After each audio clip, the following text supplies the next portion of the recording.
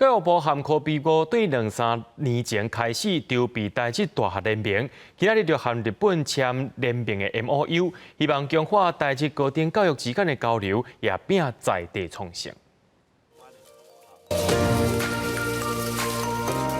把土里挖出来的猪能切割放落去煮，用以天然的色素粘鱼网仔，网仔粘过了后加正用。这是英国北岛仔渔民的智慧。国立台湾海洋大学2017年加入教育部大学社会责任计划，和北岛仔产业观光促进会斗阵提出进行渔船产业的相关计划，教民众安怎用猪能粘布，未来学生有可能去日本的高低大学交流。日本其实有 好几个学校有签约，也跟好几个县市也有签约。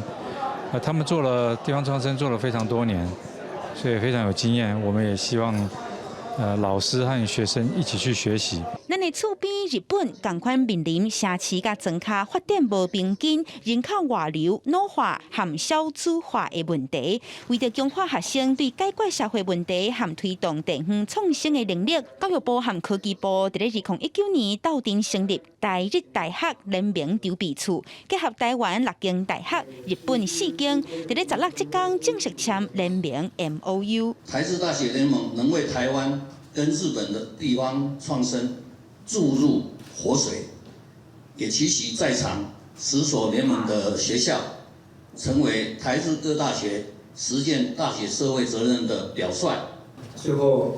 創生という日本と台湾はそれぞれ抱える大きな問題の中で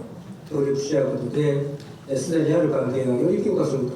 ということを期待しておりますし。 教育部表示，这个主要入选合作的台湾学校，在 USR 计划内底属于侵入在地地方创新的计划，会先和日本签5年，希望提升台日高等教育实践地方连接的能量。记者阿明金从派文台北报道。